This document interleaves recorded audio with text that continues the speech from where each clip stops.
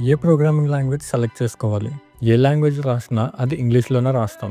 లాస్ట్‌కి అది కంప్యూటర్‌కి అర్థమయ్యే మెషిన్ కోడ్‌లోకి కన్వర్ట్ అయిపోద్ది. అంటే జీరోస్ అండ్ వన్స్. సో, ఇప్పుడు మీరు విచ్ లాంగ్వేజ్ ఈస్ బెస్ట్ అని క్వెషన్ వేయకుండా which language is best for అని అండర్‌లైన్ వేసుకొని ఇక్కడ మీ గోల్ ఫిల్ చేయండి. ఇప్పుడు నేను ఏ లాంగ్వేజ్ ఎందులో బెస్టో చెప్తాను. C++లో రాసిన కోడ్‌ని కంపైలర్ డైరెక్ట్‌గా మెషిన్ కోడ్‌లోకి కన్వర్ట్ చేస్తది. అందుకే ఇది ఫాస్ట్‌గా ఉంటది. సో, ఇది గేమ్స్‌కి బెస్ట్. జావాలో రాసిన కోడ్‌ని జావా కంపైలర్ తీసుకొని ఒక బైట్ కోడ్‌గా కన్వర్ట్ చేస్తది. అండ్ ఈ బైట్ కోడ్‌ని జేవీఎం తీసుకొని మెషిన్ కోడ్‌లోకి కన్వర్ట్ చేస్తది. అండ్ ఈ బైట్ కోడ్‌ని ఏ ఓఎస్‌లో ఉన్న జేవీఎంలో అయినా ఎగ్జిక్యూట్ చేయొచ్చు. సో, అందుకని ఇది బ్యాక్ ఎండ్ సర్వీసెస్‌కి బెస్ట్. పైథాన్‌లో రాసిన కోడ్‌ని పైథాన్ కంపైలర్ తీసుకొని ఒక బైట్ కోడ్‌లోకి కన్వర్ట్ చేస్తది. అండ్ ఈ బైట్ కోడ్‌ని పీవీఎం తీసుకొని లైన్ బై లైన్ మెషిన్ కోడ్‌గా కన్వర్ట్ చేస్తది.